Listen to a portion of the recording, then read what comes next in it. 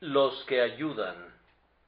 Y a unos puso Dios en la iglesia, primeramente apóstoles, luego profetas, lo tercero maestros, luego los que hacen milagros, después los que sanan, los que ayudan, los que administran, los que tienen don de lenguas. 1 Corintios 12:28. Según el apóstol Pablo, parece que quienes prestaban ayuda a la iglesia primitiva lo hacían de diferentes maneras, conforme a la diversidad de dones provenientes del propio Espíritu Santo. Nos dice que a unos puso Dios en la iglesia, primeramente apóstoles. Ellos debían ir de un lugar a otro para fundar iglesias y ordenar ministros. Luego había profetas, algunos de los cuales profetizaban y otros recibían el don de explicar las profecías. Enseguida se tenía lo tercero, maestros, que eran probablemente ya sea pastores establecidos en diversas iglesias para enseñar la palabra, o evangelistas que viajaban por doquier proclamando la verdad. A continuación dice, luego los que hacen milagros, después los que sanan, y el apóstol no olvida mencionar otra clase de personas, llamados los que ayudan. Ahora, yo supongo que en nuestra época sería sumamente difícil y casi imposible saber quiénes eran precisamente esas personas. Algunos han pensado que eran ministros asistentes que ocasionalmente ayudaban a los pastores establecidos tanto en la obra pastoral de visitas como también en la predicación ocasional de la palabra. Otros han pensado que se trataba de diáconos asistentes e incluso, tal vez, de diaconisas, un oficio que ciertamente era reconocido en las iglesias apostólicas. Otros, además, han supuesto que esos ayudantes servían de apoyo en el santuario, se encargaban de que los forasteros fueran alojados apropiadamente y administraban todos esos detalles que siempre deben ser vigilados por alguien vinculado a cualquier reunión de personas con cualquier propósito público del tipo que fuera. Pero fueran quienes fueran, y sin importar cuál función particular desempeñaran, parecieran haber sido un cuerpo útil de gentes dignos de ser mencionados en el mismo versículo que los apóstoles y maestros, e incluso ser nombrados conjuntamente con los que hacían milagros y con los que sanaban.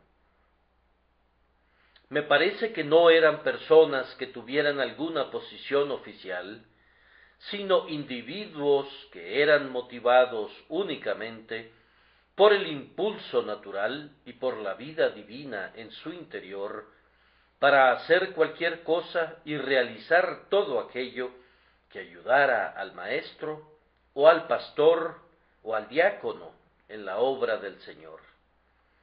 Eran la clase de hermanos que son útiles en cualquier parte, que siempre subsanan una brecha y se alegran cuando descubren que pueden ser útiles a la Iglesia de Dios en cualquier capacidad. Nosotros tenemos una brigada considerable de auxilios en la Iglesia, y a ellos quisiera darles ahora aliento, y mientras les hablo, quizá pudieran llegarles de la vuelta de la esquina, por decirlo así, algunas palabras de consuelo a cuantas personas necesitan la ayuda que estos hermanos les proveen y les brindan, entregando sus vidas. Me parece que John Bunyan, ese maestro de la alegoría y la experiencia cristianas, ha descrito una parte de la obra de estos ayudadores que es sumamente valiosa y sumamente requerida. Bunyan describe a Auxilio como alguien que se acerca a Cristiano cuando forcejeaba torpemente en el pantano del desánimo. Justo cuando el pobre hombre estaba a punto de hundirse, después de haber perdido pie en el pantano y darse cuenta de que, a pesar de todos sus esfuerzos, se estaba sumiendo más y más profundamente en el cieno, súbitamente vino a él una persona de quien Bunyan no nos dice nada más en todo el resto de su alegoría, cuyo nombre era Auxilio, quien, extendiendo su mano, le dijo algunas palabras de aliento y lo sacó del pantano, lo puso en el camino real del rey y afirmó su marcha. Hay un período en la vida divina cuando la ayuda de hermanos cristianos juiciosos es invaluable. Casi todos nosotros que tenemos algún conocimiento del Señor, conocemos también todo lo que desearíamos saber acerca de ese atroz pantano del desánimo. Yo mismo permanecí sumido allí 5 años, más o menos, y creo que conozco muy bien cada una de sus partes. En algunos lugares es más profundo que en otros y más nauseabundo, pero créanme, un hombre puede considerarse 3 veces más feliz cuando sale de allí, pues cuando uno se encuentra en ese lugar, parecería como si fuese a tragarlo vivo. Valiosa, muy valiosa para nosotros debe ser siempre la mano que nos ayudó a salir de la profundidad del cieno, donde no había ningún apoyo, y aunque atribuimos toda la gloria al Dios de gracia, no podemos sino amar muy afectuosamente el instrumento que Él envió para ser el medio de nuestra liberación. En la cima de algunos desfiladeros de los Alpes suizos, para la preservación y alojamiento de los viajeros, el cantón mantiene un pequeño cuerpo de hombres que algunas veces consta de sólo 2 o 3 miembros, que viven en una cabaña en la cumbre y cuyo oficio es ayudar a los viajeros en su camino. Cuando atravesábamos un desfiladero en medio de las montañas del norte de Italia, fue muy agradable para nosotros ver, a unos 4 o 5 kilómetros de la cima, a un hombre que descendió y nos saludó como si hubiese sido un viejo conocido nuestro. Llevaba una pala en su mano, y aunque nosotros no sabíamos qué iba a suceder, él evidentemente entendía mucho mejor que nosotros lo que iba a suceder. Pronto llegamos a un punto donde la nieve era profunda, y el hombre se dispuso a trabajar con su pala para limpiar la senda, y cuando llegamos a un tramo muy feo del camino, algunas personas de nuestro grupo fueron llevadas a cuestas por dicho sujeto. El oficio de ese hombre era cuidar a los viajeros, y pronto llegó otro de sus compañeros con vino y refrigerios, que fueron ofrecidos generosamente a quienes estaban agotados. Estos hombres eran los que ayudan, que pasaban su vida en aquella parte del camino donde se sabía que sus servicios serían requeridos. Y cuando los viajeros llegaban a ese punto, ellos estaban dispuestos a proporcionar su ayuda en el tiempo oportuno. Esos auxilios no habrían sido de ninguna utilidad en las bajas llanuras. Habrían sido más bien un estorbo si se hubieran encontrado con nosotros en cualquier otro lugar, pero arriba eran sumamente valiosos porque estaban justo donde se requería de ellos y acudían exactamente en el momento en que se les necesitaba. Ahora, amigos míos, los que ayudan no son de ninguna utilidad para alguien que se puede ayudar a sí mismo. Cuando no se experimenta ningún problema, un ofrecimiento de ayuda es una intrusión. Sólo hay un punto preciso, una coyuntura tal como atravesar un desfiladero que atraviesa la cima de una montaña, donde la ayuda sería sumamente valiosa para cualquiera. Y me parece que la etapa de la experiencia de un hombre, descrita por Bunyan en el pantano del desánimo, es justamente esa estación donde ustedes, amados hermanos y hermanas en Cristo, podrían rendir una invaluable ayuda al ministro cristiano, viniendo al rescate de aquellos que parecieran estar a punto de ser tragados. Esta brigada de los que ayudan, si entiendo a Bunyan correctamente, están estacionados a las orillas de todo el pantano del desánimo, y su oficio consiste en vigilar por doquier y escuchar los gritos de los viajeros sumidos en la oscuridad que pudieran dar tumbos en el cieno. Así como la Real Sociedad Humanitaria distribuye a sus hombres a lo largo de los bordes de los lagos ubicados en los parques durante el invierno, y cuando se forma el hielo, los instruye a que estén alertas y cuiden a cualquiera que se aventure en ellos, así también un pequeño grupo del pueblo cristiano de cada iglesia, conformado por hombres y mujeres, debería estar listo siempre para escuchar los gritos de angustia y proporcionar la ayuda donde quiera que se requiera. Tal me parece a mí que es el tipo de los que ayudan que necesitamos. Así, tal vez, pudieran haber sido estos seres que servían como los que ayudan.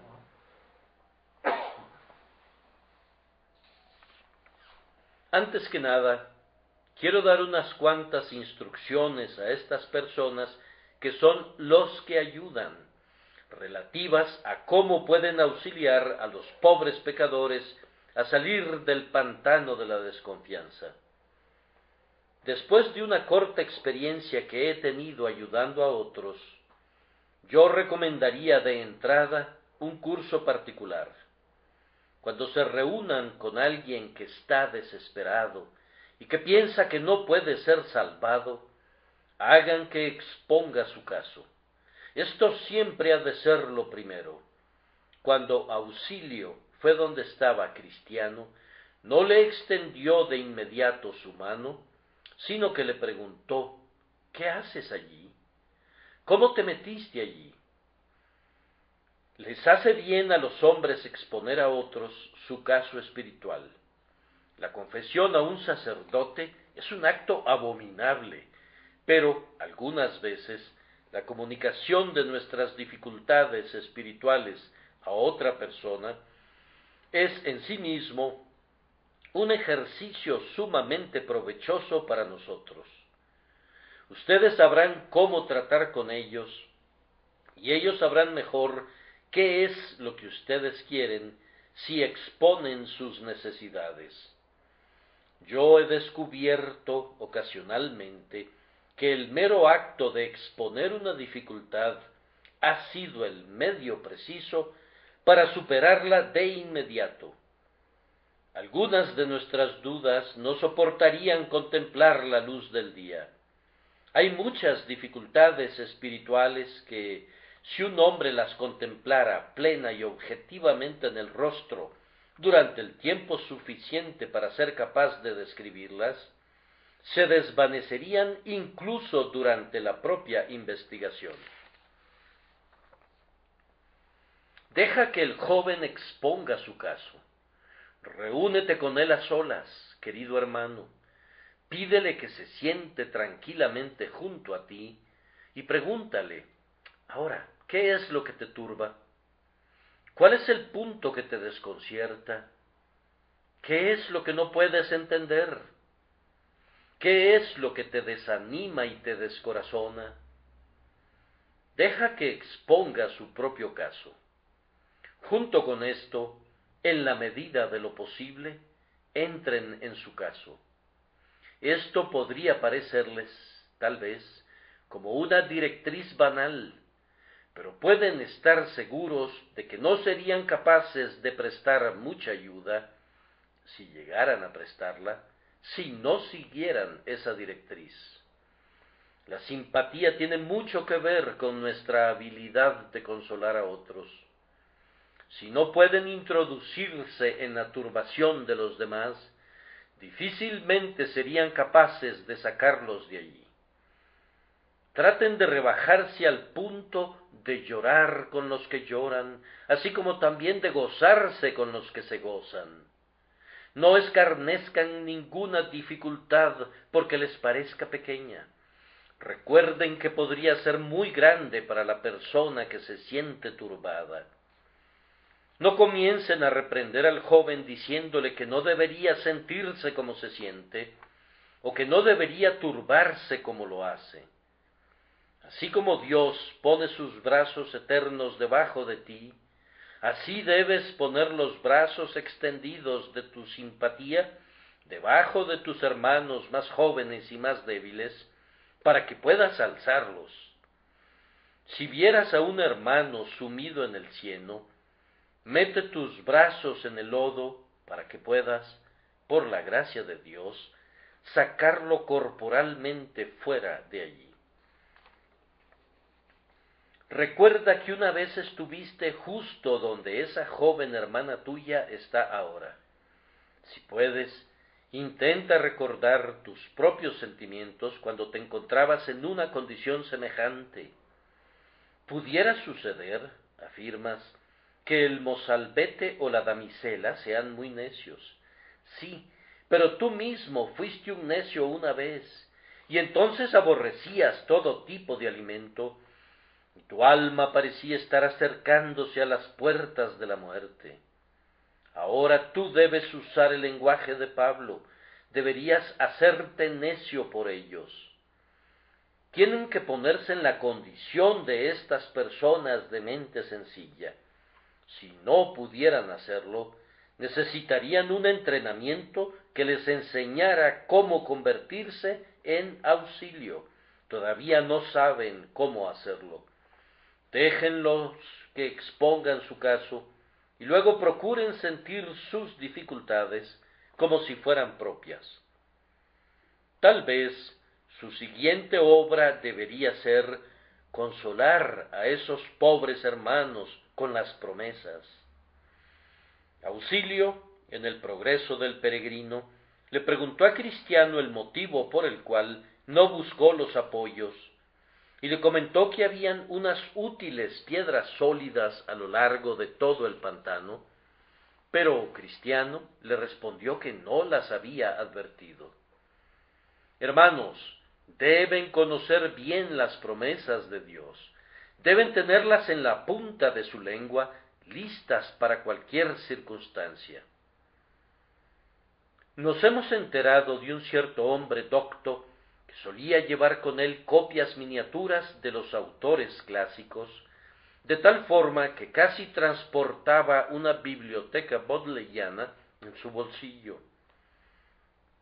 O que llevaran ustedes consigo Biblias miniatura, o mejor todavía, que tuvieran toda la palabra de Dios acompañándolos constantemente en su corazón, de tal forma que fueran capaces de decir una palabra oportuna a quienes están desfallecidos. Siempre que se encontraran con una pobre alma turbada, qué bendición sería para ustedes que fueran capaces de decirle: sí, tú eres un pecador, es cierto, pero Jesucristo vino al mundo para salvar a los pecadores. Tal vez les comente que no puede hacer nada, pero ustedes pueden responderle que no se le dice que haga algo, excepto que crea en el Señor Jesucristo y será salvado. Tal vez les diga que no puede creer, pero pueden recordarle esta promesa: todo aquel que invocare el nombre del Señor será salvo. Esto es, aquellos que le buscan sinceramente por medio de la oración. Algunos textos en la Biblia son como estrellas diversas en el cielo, como esas constelaciones de los cielos que son tan conspicuas que cuando el marinero las divisa una vez, muy pronto sabe dónde se encuentra, determina la latitud y la longitud de su propia posición cuando contempla atentamente uno de esos cuerpos celestiales. Algunos resplandecientes pasajes de la Escritura parecieran estar colocados en el firmamento de la revelación como estrellas que guían a las pobres almas desconcertadas. Refiéranse a ellos, cítenlos con frecuencia, hagan que el pobre pecador fije sus ojos en ellos. Esa será una de las mejores maneras de ayudarle. Oh, si hubiese alguna pobre persona desesperada aquí presente esta noche, permítame que le cite unas grandiosas y poderosas promesas de nuestro Dios. Deje el impío su camino y el hombre inicuo sus pensamientos, y vuélvase a Jehová, el cual tendrá de él misericordia, y al Dios nuestro, el cual será amplio en perdonar. No retuvo para siempre su enojo, porque se deleita en misericordia.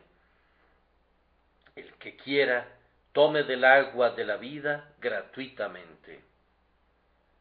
Estos tres textos son muestras de promesas por medio de las cuales ustedes, que son auxilios, pueden apoyar a los pecadores que se hunden. Después de esto, queridos amigos, intenten instruir más plenamente en el plan de salvación a quienes pudieran necesitar de su ayuda. El Evangelio es predicado cada domingo en cientos de púlpitos en Inglaterra, y sin embargo no hay nada que sea tan poco conocido o entendido en este país como la verdad que es en Jesús. Algunas veces, sin importar cuánto lo intente, el predicador no puede exponer con sencillez el simple Evangelio. Tal vez tú podrías ser capaz de hacerlo porque te adaptas a la comprensión de la persona que está ante ti. Dios es mi testigo de cuán sinceramente me esfuerzo siempre para decir con sencillez y claridad lo que expreso, pero mis modos peculiares de pensamiento y de expresión podrían no adaptarse a los casos de algunas personas en una concurrencia tan vasta como esta. Alguien más podría adaptarse a los casos que yo no puedo. Si mis hermanos y hermanas, los que ayudan, estuvieran activos constantemente, podrían explicar a menudo aquello en lo que yo más bien los confundo. Eso que podría no haber sido entendido como el predicador lo expuso, será comprendido si fuera explicado nuevamente por ellos. Si exponen lo mismo de otra manera, el pecador dirá: ya lo veo, no pude entenderlo de la explicación del predicador, pero puedo entenderlo por tu explicación. Si quieren ayudar a las almas, muéstrenles al Salvador. No las atosiguen con asuntos irrelevantes, sino simplemente háblenles de inmediato acerca de la sangre preciosa. Eso es lo principal. Díganle al pecador que todo aquel que confía en Cristo será salvado. No le deben mostrar la puerta angosta como lo hizo Evangelista. Esa no es la manera, sino muéstrenle la cruz al pecador. Pobre cristiano, no habría estado nunca en el pantano del desánimo si hubiera contado con la persona apropiada para que le dirigiera. No reprendan a Evangelista, sino simplemente deshagan el daño que él hizo, guiando siempre al pecador al Calvario.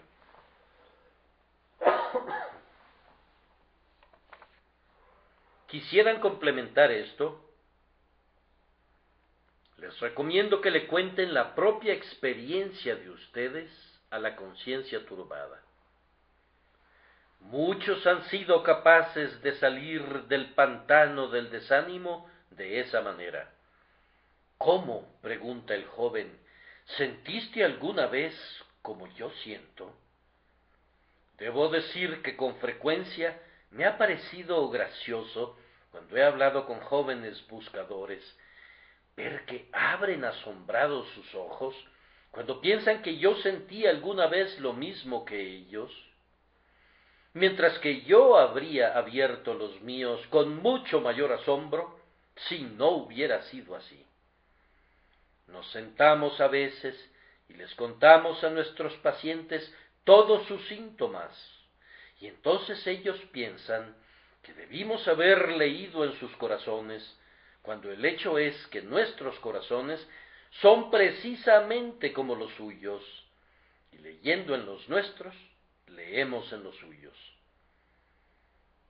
Hemos transitado por la misma senda que ellos, y sería algo muy duro que no les describiéramos aquello que nosotros mismos hemos experimentado.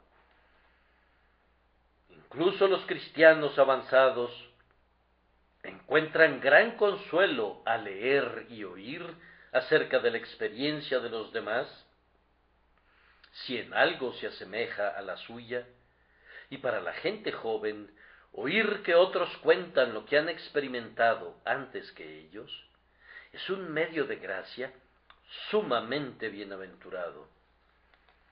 Yo quisiera que nuestros hermanos ancianos fueran más frecuentemente auxilios en este asunto, y que cuando vieran a otros en problemas, les contaran que ellos han atravesado por las mismas dificultades, en lugar de culpar a los jóvenes, como hacen algunos, por no saber lo que no pueden saber, y de reprocharlos por no tener cabezas maduras sobre hombros jóvenes, donde, estoy seguro, estarían singularmente fuera de lugar. Además, yo pienso que ustedes ayudarían muchísimo al joven buscador si oraran con él. Oh, el poder de la oración. Cuando no pueden decirle al pecador lo que quisieran decirle, algunas veces pueden decírselo a Dios a oídas del pecador. Hay una manera de decir en una oración conjunta con la persona lo que no podrías decirle directamente a su cara, y algunas veces, cuando se ora con otro, está bien exponer el caso muy clara y sinceramente, decir algo así: Señor, tú sabes que esta pobre joven mujer aquí presente está muy turbada, pero es por su propia culpa.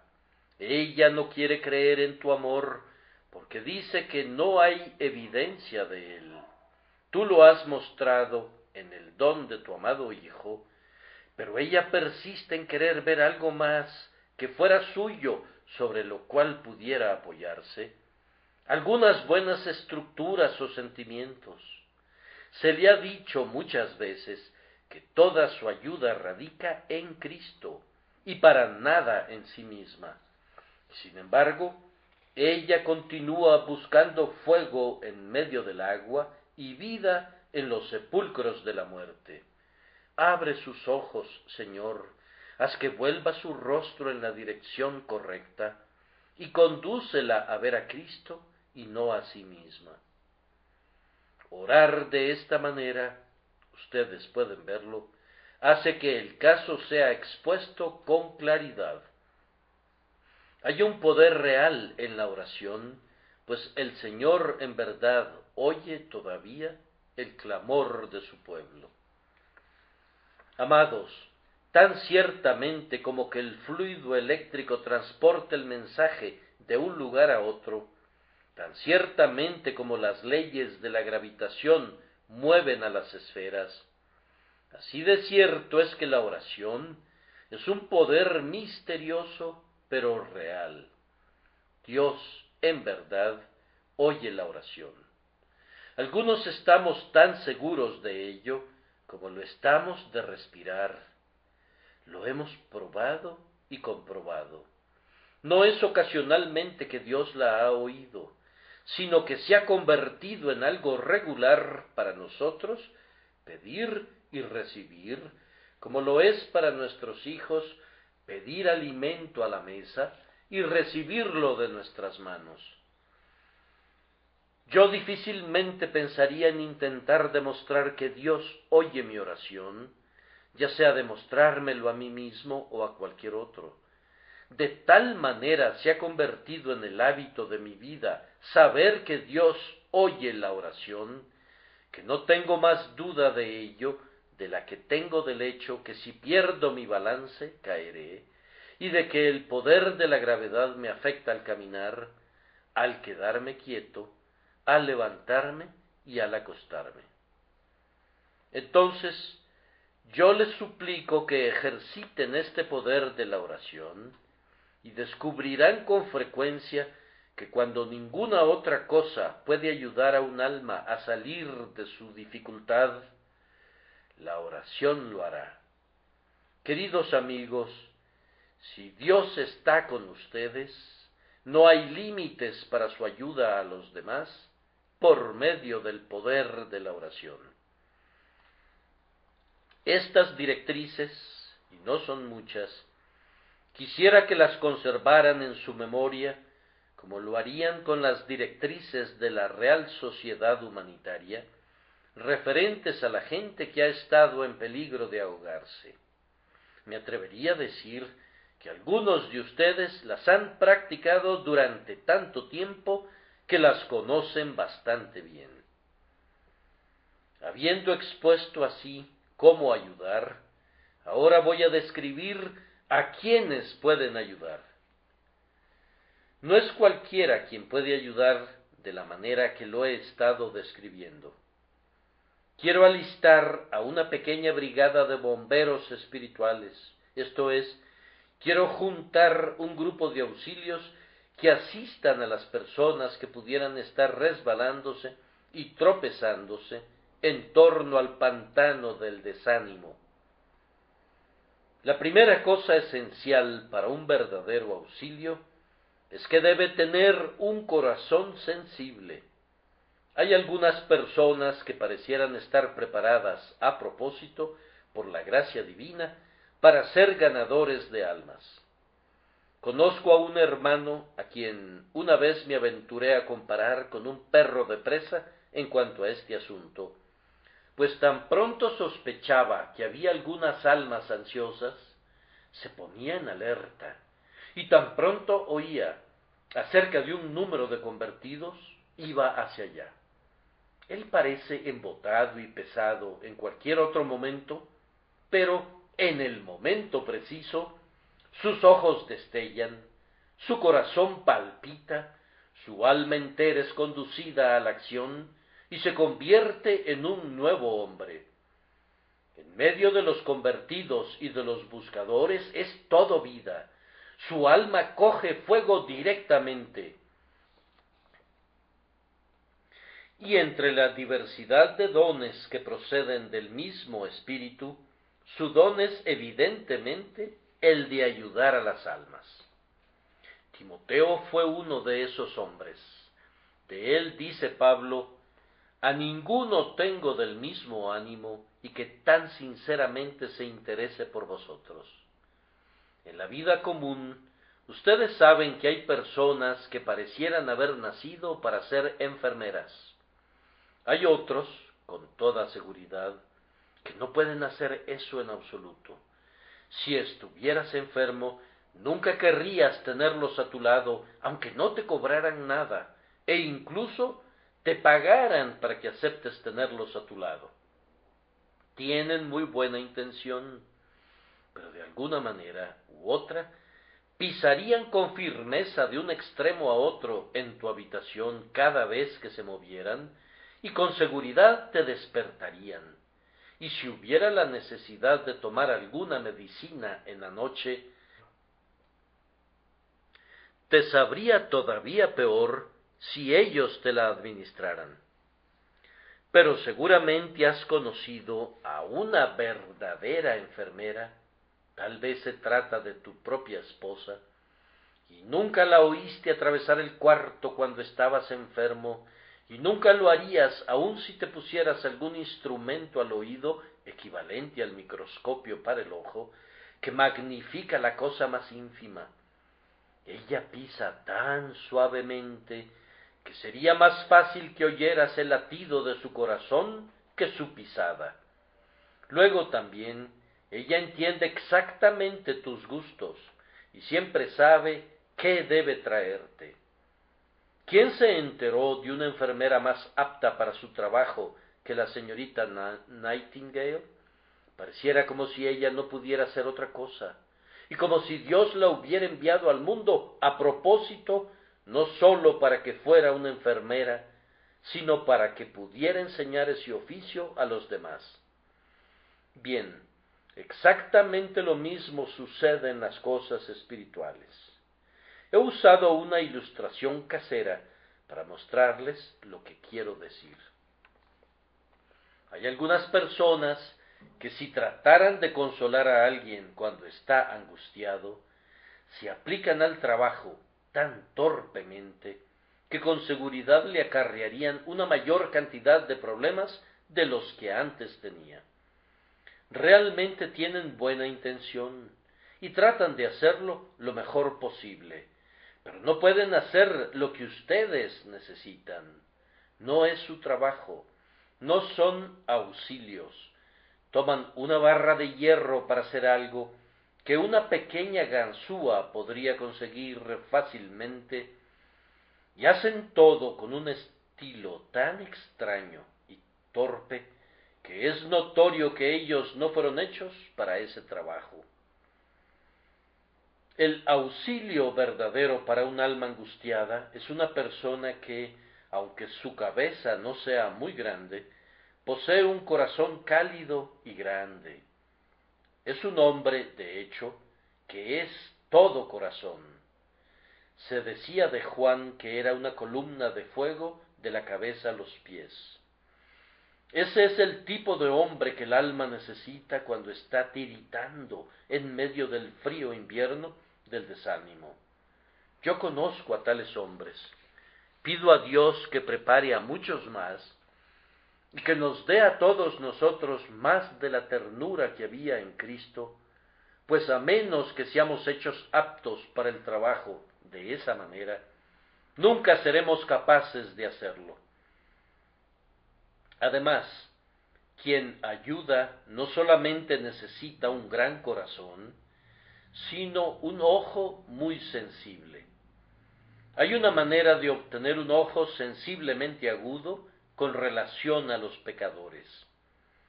Conozco a algunos hermanos y hermanas que, cuando están sentados en sus reclinatorios, casi podrían decir cómo está operando la palabra en aquellas personas sentadas junto a ellos. Algunas personas no pueden hacer eso, pero otros sí pueden, y además saben precisamente qué deben decirles a sus vecinos de asiento cuando el sermón termina. Entienden cómo decirlo, y si tienen que decirlo estando en el reclinatorio, o cuando bajan por las escaleras, o afuera, o si deberían esperar para hacerlo durante la semana. Parecieran poseer un instinto que les dice justamente qué hacer, cómo hacerlo y cuándo hacerlo. Oh, es algo bendito cuando Dios pone así vigías a lo largo de los límites del pantano del desánimo.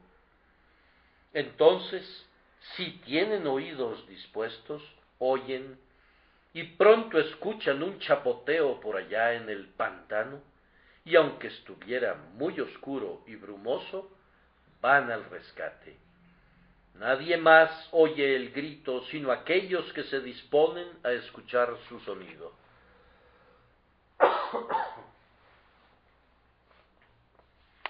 También necesitamos para esta obra hombres que son ligeros de pies para correr.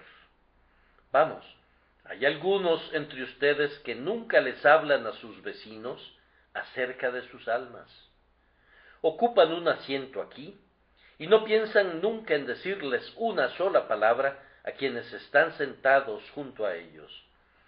Doy gracias a Dios porque hay algunos entre ustedes que no dejarían salir a un extraño sin una buena palabra relativa a Cristo. Yo oro para que perseveren en ese buen hábito, y el Señor los bendecirá, pues mientras el predicador tiene mucho que hacer en una congregación como esta, hay todavía más que hacer por medio de estos auxilios para llegar a la conciencia y hacer un bien al alma. Para el auxilio completamente eficiente, denme un hombre con un rostro amoroso. Nosotros no confeccionamos nuestros propios rostros, pero yo no creo que un hermano haga mucho con los buscadores ansiosos si está habitualmente ceñudo. La alegría se ensalza a sí misma, especialmente ante un corazón turbado. Nosotros no necesitamos frivolidad. Hay una gran diferencia entre alegría y frivolidad. Yo siempre podría contarle lo que siento a un hombre que me mira con dulzura, mucho mejor de lo que podría decírselo a uno que con un aire oficial me habla como si constituyera su único oficio inquirir en mis asuntos privados y descubrir todo acerca de lo que soy y dónde he estado. Hagan su labor suavemente, gentilmente, afectuosamente. Dejen que su rostro alegre exprese que la religión que tienen es digna de poseerse, que los alegra y los consuela, y entonces esa pobre alma que está en el pantano del desánimo tendrá alguna esperanza de que la alegre y la consuele. Sinceramente, también, permítanme recomendarles tener un pie firme. Si tengo que ir para sacar a un hermano del pantano, he de saber cómo pararme firme yo mismo, o de otra manera, mientras estoy tratando de sacarlo a él, yo podría caer adentro. He de recordar que al oír las dudas de los demás, se pueden generar las mismas dudas en mi propia mente, a menos que yo esté firmemente establecido en cuanto a mi propio interés personal en Cristo Jesús. Si quieres ser útil, no debes estar dudando y temiendo siempre.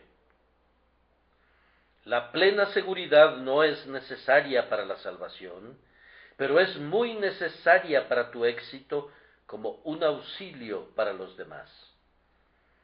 Yo recuerdo que cuando enseñaba en la escuela dominical, procuraba que uno de los muchachos de mi clase mirara al Salvador. Él parecía angustiado y me preguntó: «Maestro, ¿es usted salvo?». Yo respondí que sí. «¿Pero está seguro de que lo es?», me dijo. Y aunque no le respondí de inmediato, sentí que no podía decirle con seguridad que ciertamente había salvación en Jesucristo, a menos que lo hubiera probado por mí mismo y tuviera la seguridad de ello.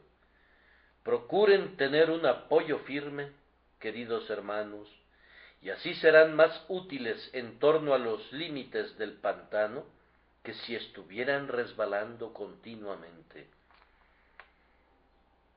Luego, puesto que tienen que desempeñar sus oficios en torno a este pantano, procuren conocerlo muy bien, procuren descubrir sus peores partes y dónde es más profundo.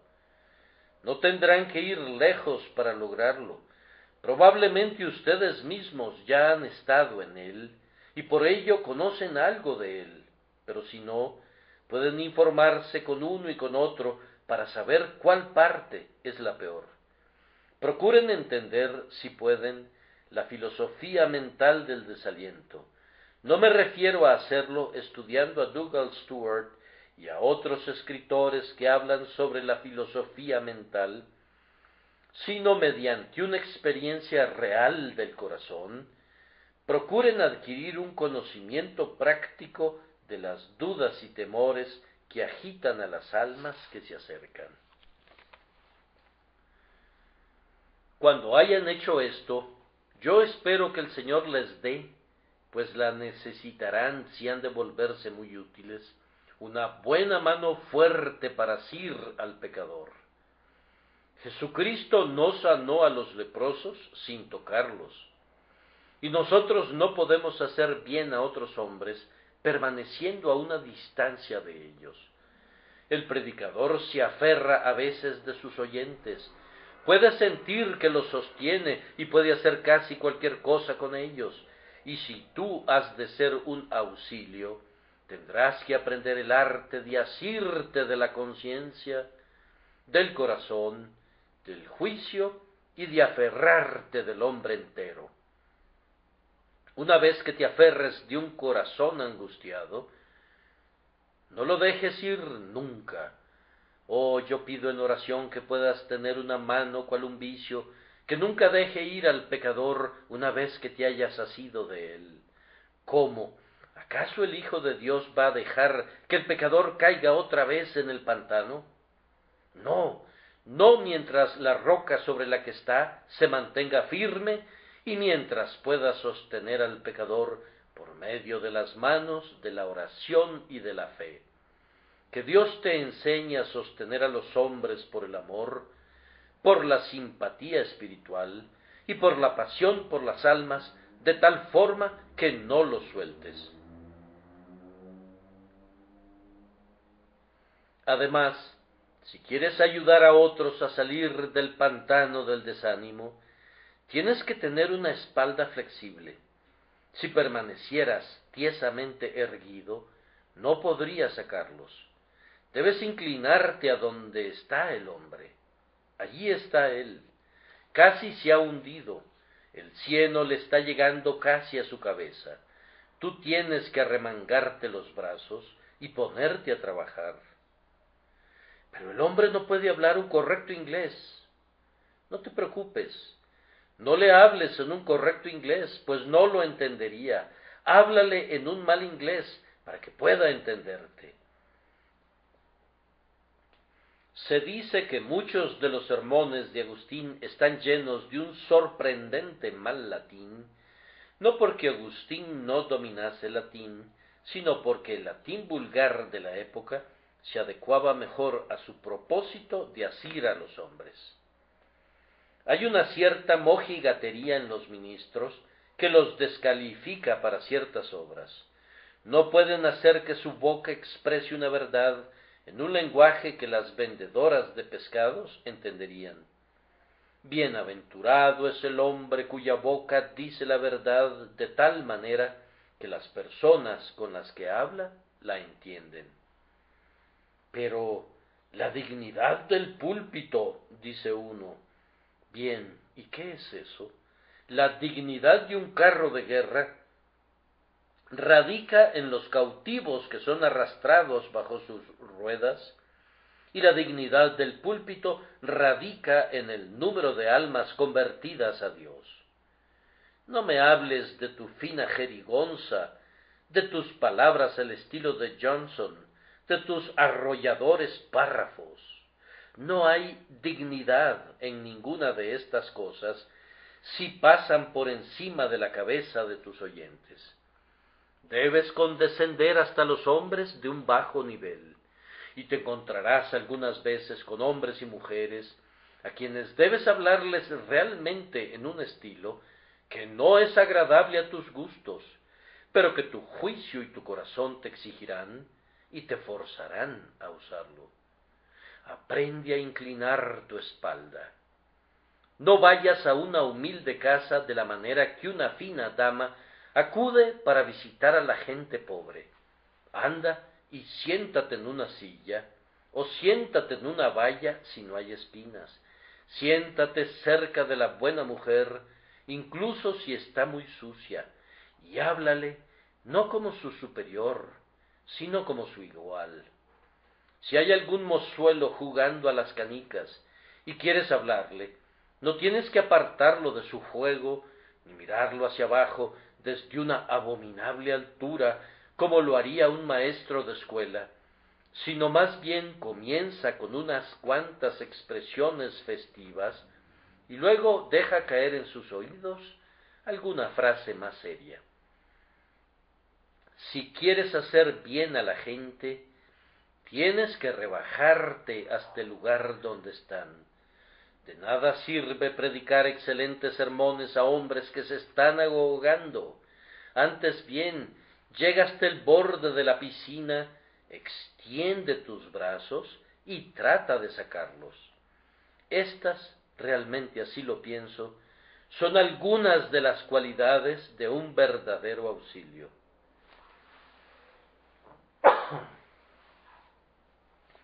Ahora permítanme concluir, procurando incitar a aquellos de mis hermanos y hermanas que han sido auxilios para que prosigan con más denuedo en la obra, y alentar a aquellos que no lo han intentado para que comiencen. Probablemente alguien podría preguntarse, ¿por qué debería yo ayudar a otros? Y mi respuesta será, porque las almas necesitan ayuda. No basta con eso. El grito de la miseria es un argumento suficiente para la misericordia. Las almas lo necesitan. Mueren, perecen, están al punto de la desesperación. Ayúdales. La semana pasada circuló en los periódicos una historia de un hombre que fue encontrado muerto en una zanja y que había permanecido allí durante 6 semanas. Se decía que alguien había oído un grito de ¡perdido! ¡perdido! Pero como estaba oscuro, no salió para ver de quién se trataba. ¡Horrible! ¡Horrible!, comentas, y sin embargo, tú podrías haber hecho exactamente lo mismo. Hay algunas personas presentes aquí esta noche que tal vez no griten ¡perdidos!, porque no sienten que están perdidos, aunque sí lo están. Y los dejarás perecer en la zanja de su ignorancia. Hay otros que dan voces diciendo perdidos y que necesitan una palabra de consuelo, y los dejarás perecer en la desesperación por falta de esa palabra. Hermanos míos, que las necesidades de la humanidad los animen a la actividad. Además, recuerden cómo fueron ayudados ustedes mismos cuando se encontraban en una condición semejante. Algunos de nosotros no olvidaremos nunca a esa amada maestra de la escuela dominical, esa tierna madre, esa mujer cristiana, ese amable joven, ese excelente anciano de la iglesia, que una vez hicieron tanto por nosotros. Nunca olvidaremos su tierna atención. Ellos nos parecían como visiones de ángeles resplandecientes cuando nos encontrábamos en la densa niebla y en la oscuridad. Salden la deuda, cancelen la obligación, paguen lo que deben, y no podrían hacer esto excepto ayudando a otros de la misma manera que ustedes mismos fueron ayudados. Además, Cristo lo merece. Hay un cordero allí afuera que está perdido. Es su cordero. ¿Acaso no te preocuparás por él? Si hubiera un niño desconocido a mi puerta solicitando albergue durante una noche, el sentimiento humanitario me motivaría a rescatar a esa pobre criaturita de la nieve y del viento. Pero si fuera el hijo de mi hermano o de algún querido amigo, la simpatía hacia el pariente me constreñiría a protegerlo. Ese pecador es alguien comprado con la sangre del Salvador y es muy apreciado para él. Es un hijo pródigo, pero es el hijo de tu Padre y por consiguiente se trata de tu propio hermano. Por la relación que hay, aunque al presente él no lo discierna, ustedes están ligados. Una obligación moral pende sobre ti para prestarle ayuda. Oh, amados, ustedes no necesitarían ningún otro argumento si supiesen cuán bienaventurada es la obra en sí misma. ¿Quieren adquirir reconocimiento? Ayuden a otros. ¿Quieren crecer en gracia? Ayuden a otros. ¿Quieren desprenderse de su propio desaliento? Ayuden a otros. Ayudar a otros aviva el pulso, aclara la visión, vuelve valerosa el alma. Ayudar a otros en el camino al cielo confiere 1000 bendiciones sobre sus propias almas. Cierren las corrientes de su corazón y se volverán repulsivas, estancadas, pútridas y fétidas. Dejen que fluyan las corrientes y serán frescas y dulces y brotarán continuamente. Vivan para otros y vivirán 100 vidas en una. Para una bienaventuranza se recomienda adoptar la diligencia y divorciarse de la ociosidad. Pero si eso no bastara, pienso que puedo decir que tú eres llamado a esa obra. Tu Señor te ha contratado. No te corresponde a ti elegir cuidadosamente lo que harás. Él te ha dado tus talentos y tú tienes que cumplir lo que Él te ordene. Entonces, esta noche, antes de salir de esta casa, procuren desempeñar algún servicio práctico para su Maestro, pues Él los ha llamado para eso. Si no lo hicieran, probablemente recibirán la vara de la corrección. Si no ayudan a otros, Dios los tratará como los hombres tratan a sus mayordomos, que no hacen un uso correcto de los bienes confiados a ellos. Su talento les podría ser quitado. La enfermedad podría estar aguardándolos, ya que no son activos mientras gozan de salud. Podrían ser llevados a la pobreza, porque no hacen un uso adecuado de las riquezas.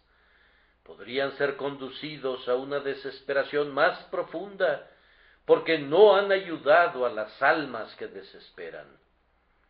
El sueño de Faraón se ha visto cumplido con frecuencia. Él soñó que había 7 vacas gordas que pacían en el prado, y pronto llegaron 7 vacas enjutas de carne que devoraron a las gordas. Algunas veces, cuando ustedes están llenos de gozo y paz, son holgazanes y ociosos, y no hacen ningún bien a los demás. Y siempre que se da este caso, pueden estar seguros de que muy pronto las 7 vacas flacas vendrán y devorarán a las 7 vacas gordas.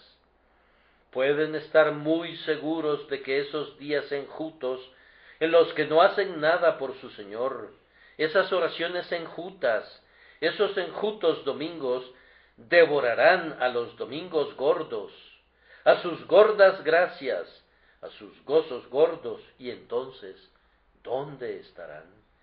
Además de todo esto, nosotros nos estamos acercando al cielo, y los pecadores se están acercando al infierno. El tiempo en que podemos ganar almas sirviendo a Cristo se está acortando. Los días de algunos aquí serán muy escasos, y no podrían ser muchos para ninguno de nosotros. Oh, pensemos en la recompensa. Dichoso es el espíritu que ha de oír a otros decir, cuando entre a las regiones celestiales: Padre mío, te doy la bienvenida. Almas sin hijos en la gloria, que nunca fueron hechas una bendición para otros en la tierra, seguramente se perderán del cielo de los cielos, pero aquellos que han llevado a otros a Cristo tendrán en adición a su propio cielo, el gozo de la simpatía con otros espíritus para quienes fueron un instrumento de bendición. Yo quisiera poder expresar lo que quiero decir en palabras que penetraran quemando en sus corazones. Necesito que cada miembro de esta iglesia sea un obrero. No necesitamos ningún zángano. Si cualquiera de ustedes quiere comer y beber y no hace nada, cuenta con suficientes lugares en cualquier otra parte donde puede hacerlo. Hay por todos lados reclinatorios vacíos. Vayan y ocúpenlos, pues nosotros no los necesitamos. Cada cristiano que no sea una abeja es una avispa. Las personas más pendencieras son las más inútiles, y quienes son más felices y pacíficos son generalmente aquellos que están trabajando más para Cristo. Nosotros no somos salvados por obras, sino por gracia, pero debido a que somos salvos, deseamos ser instrumentos para llevar a otros a Jesús. Quisiera motivarlos a que se incorporen a ayudar en esta obra. Ancianos, jóvenes, y también ustedes, hermanas mías, y todos ustedes, de acuerdo a sus dones y experiencia, ayuden. Quiero hacerles sentir esto. Yo no puedo hacer mucho, pero puedo ayudar. No puedo predicar, pero puedo ayudar. No puedo orar en público, pero puedo ayudar. No puedo ofrendar mucho dinero, pero puedo ayudar. No puedo funcionar como un anciano o un diácono, pero puedo ayudar. No puedo brillar como una brillante estrella particular, pero puedo ayudar. No puedo servir al Señor yo solo, pero puedo ayudar. Hay un texto sobre el cual un antiguo puritano predicó una vez un sermón muy singular. Solo había 2 palabras en el texto, y esas palabras eran y Bartolomé. La razón por la que escogió ese texto era que el nombre de Bartolomé nunca es mencionado solo, pero siempre se dice de él que estaba haciendo algo bueno junto con alguien más. Él no es nunca el actor principal, sino siempre es el segundo. Bien, que este sea su sentir, que si no pueden hacerlo todo ustedes, harán lo que puedan por ayudar. No nos reunimos esta noche como una junta de consejo para presentar diplomas para tales discípulos que a través de muchas sesiones de labor los han ameritado. Yo confiero en ustedes que han aprovechado bien sus oportunidades el sagrado título de auxilios. Algunos más los tendrán cuando los hayan merecido. Vayan y gánenselos.